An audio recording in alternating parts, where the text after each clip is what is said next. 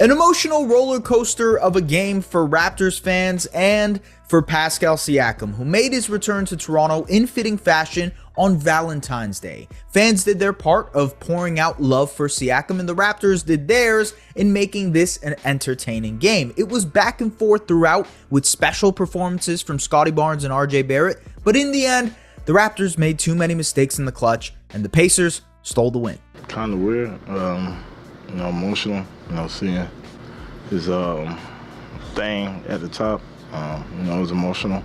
But, we're both really good competitors, and we both want to win, and we're going to take it to the floor every time we step on the floor. It's real competitive today. It felt amazing, though. They were real competitive. We was real competitive. Both teams just really wanted to win. Toronto established an advantage early in the game on the interior. They just dominated Indiana's lackluster paint defense and outscored them by 30 points on the inside. That was thanks in large part to Barrett and Barnes, who dominated pretty much all night offensively, combining for 52 points. Barnes was just 2 assists away from a triple-double and was a force on both ends, as the Raptors also took advantage in transition, scoring 40 fast break points. We need Scottie, who's going to be playing with that kind of force. Does not matter who the opponent is, and this was a great experience for him to bounce back from the last game and to have a chance to compare what those two games look like. But the Pacers kept this thing close, with both Pascal Siakam and Tyrese Halliburton cooking. Pascal finished with 23 points, 5 rebounds, and 7 assists in his return to Toronto, and made some clutch shots down the stretch. Ultimately, Indiana was just more poised in the fourth quarter. The Raptors ended up committing 7 more turnovers than the Pacers, including a few costly ones in the final minutes of action. And with the game on the line, neither Barrett or Scottie could capitalize on good looks. Here's Scottie. Screen set by Jakob. He turns, fires 3. Doesn't go. Hurdle. Back to RJ. RJ attacking. RJ spinning. RJ with room. Shot doesn't go. On the last play, we were looking for a 3. I think that watching a film now, I think that pass was probably there, but we did not execute it the way we wanted on that play. Congrats to Indiana. They found a way to close the game. Now, I'd be remiss without mentioning that all 3 of Grady Dick, Emmanuel Quickley, and Chris Boucher had good games and contributed in big ways for the Raptors. Boucher, who had received DNPs for the last 2 weeks, came in after Kelly Olynyk left the game with a lower back strain and helped keep Toronto afloat with his energy. Chris Boucher is a young player, 31 years old veteran, and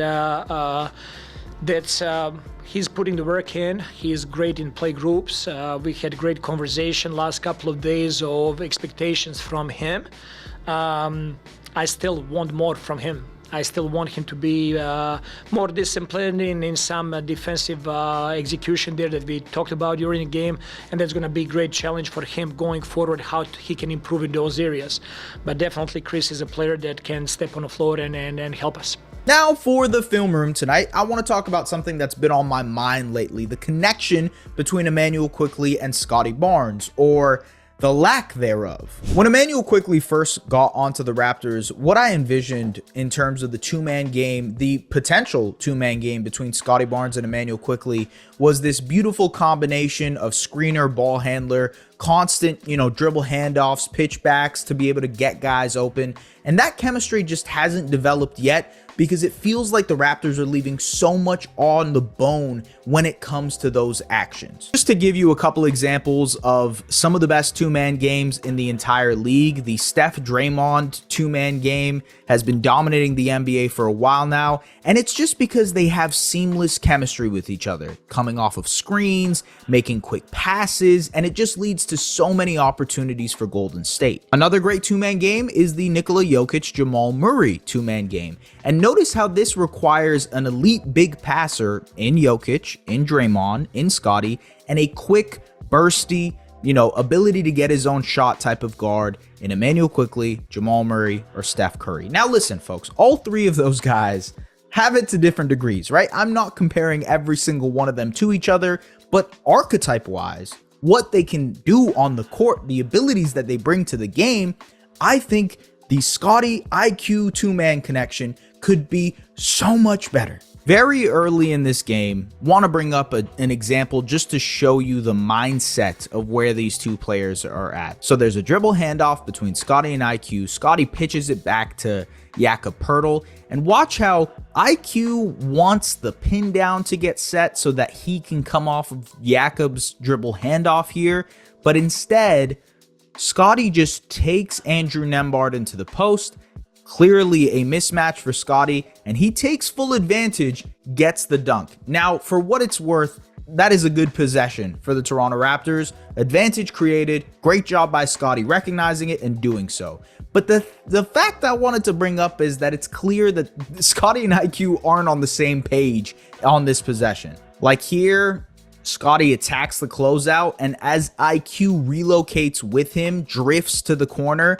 This is an opportunity that Scottie has to be able to kick it out to one of his best shooters to get a wide open shot. Now, for what it's worth, again, a good rim attempt for Scottie there, who gets a pretty wide open lane, but rewarding your shooter for cutting with you is important. Another example of that now, so, pseudo transition, Scottie attacks, gets downhill, watches IQ, drifts to the corner. Again, another opportunity with Nembhard and his back to him to be able to make this pass. This is something that a pass that Scottie can clearly make. Instead, gets to the foul line, draws two. Again, these are advantages that Scottie is creating, but when it comes to the connection between those two, they aren't necessarily symbiotic like Jokic and Murray or Draymond and Steph, and they need to get to that level eventually. An important part of this is Scottie improving as a screener in general. Just being able to make contact on screens is super important. So the Raptors run a Spain pick and roll here in order to,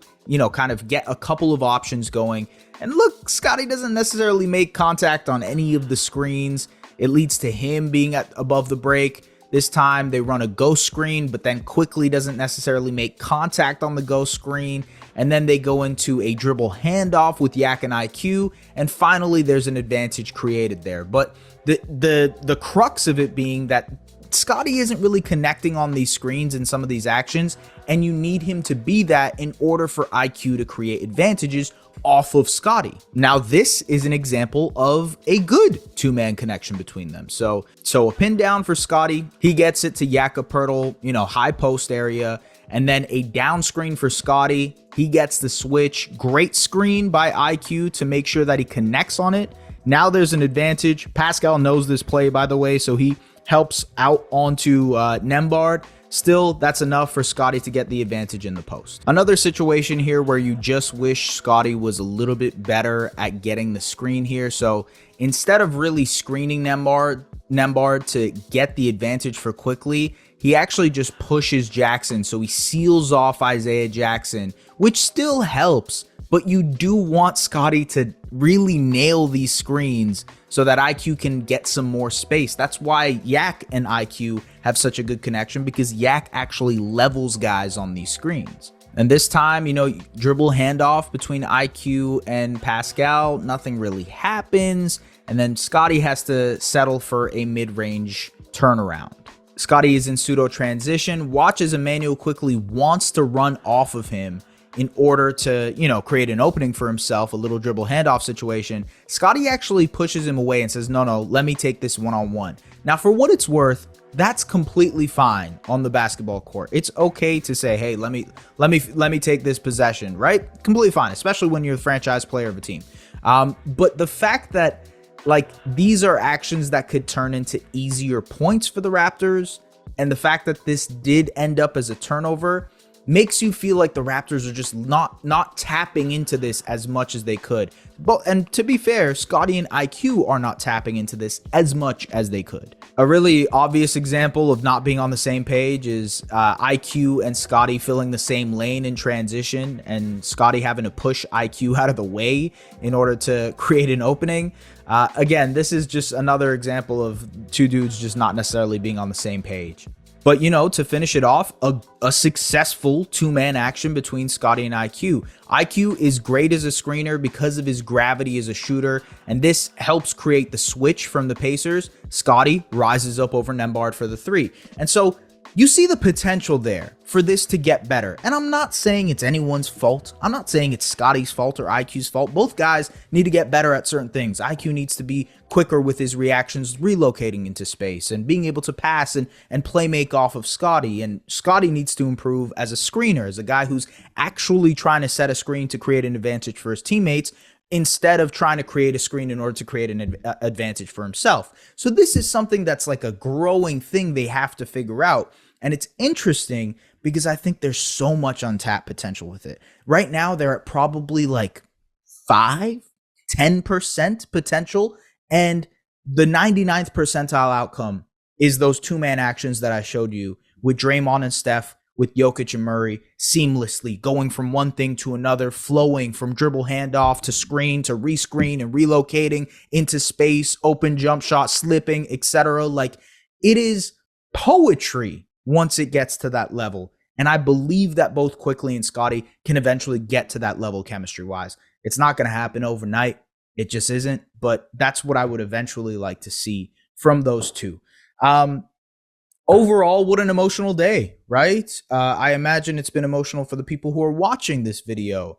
The Pascal saga has been a long and exhausting one for Raptors fans, because of so much of the hoopla that happened with trade rumors and everything over the last 2 or 3 years. And I felt like this was cathartic for a lot of fans, and probably for Pascal too, to see the love, the outpour from both sides, right? Pascal's appreciation for Toronto and Canada, and, Toronto and Canada's appreciation for Pascal. Jerseys, seas of number 43 jerseys all throughout. It was genuinely incredible to see. And I just thought, like, what a moment for Raptors franchise history. I said this on CBC. I was on CBC TV, folks. Actually, they should be showing it right now, 11 o'clock. And they asked me, like, why is it so important that this is happening? And Pascal embodies the success of the Raptors franchise over the last 10, 15 years. I mean, when you think of Masai Ujiri getting hired, him coming on, how important development and drafting was in that era. And Pascal is like the example of it all. He is there was a quote from Bobby Webster a while ago when we were talking about Vision 6-9. And he's like, if we could have 5 Pascal Siakams on the court at the same time, we would. That's the vision. That's what we're trying to create. They were unsuccessful in creating that. That's another story for another day. But he was the example. He is the blueprint for what the Raptors were trying to achieve. And, when it comes to development, his ability to become a star in this league, it's just wonderful to see, man. And yeah, salute to Pascal. The Pacers look good, although their defense looks very bad. The Raptors just absolutely carved them up. Scottie and RJ were just dominating them on the inside. I mean, they scored 84 points in the paint. They this goes back to what I said in the video with the Spurs and the Cavs and whatnot. When RJ and Scottie can easily create advantages through their strength, through just being like, we are bigger, we're stronger, we're better than you, it works out offensively extremely well for the Raptors. But when they can't establish that advantage quick enough, or can't establish it at all, it becomes a grind to find things offensively for this team. So they have to find a way to counter, find ways to win without that, or find ways to create that regardless. And it's part of the rebuild, folks. It's part of finding out the identity of this team moving forward. But the All-Star break is coming up. I will be in Indiana. I will be covering a couple of these things, covering Scottie Barnes' very first All-Star game. I'm very excited to do that.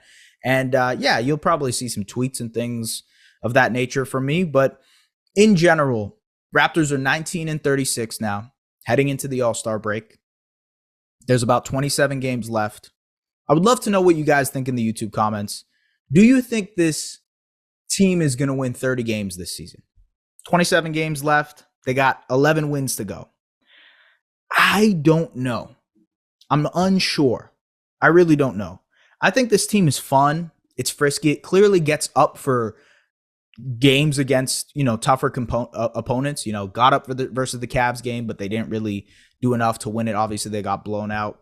Got up for the Rockets game after getting, disrespected in Houston a couple of weeks ago. They got up for this game after getting destroyed by San Antonio. So this is like such a hallmark, telltale sign of a young team in the NBA, is these like ebbs and flows and inconsistency and whatnot. And look, that's part of the process of figuring out, who's going to be that guy for you and how are you going to be able to maintain and sustain wins consistently. But yeah, let me know if you think they'll win 30 games this season. I'm kind of curious to see where you guys are at, where you guys are feeling it. But ladies and gentlemen, subscribe to Raptors Republic. Do the things you guys are doing. Thank you so much for tapping in and listening to these videos. I really do appreciate it.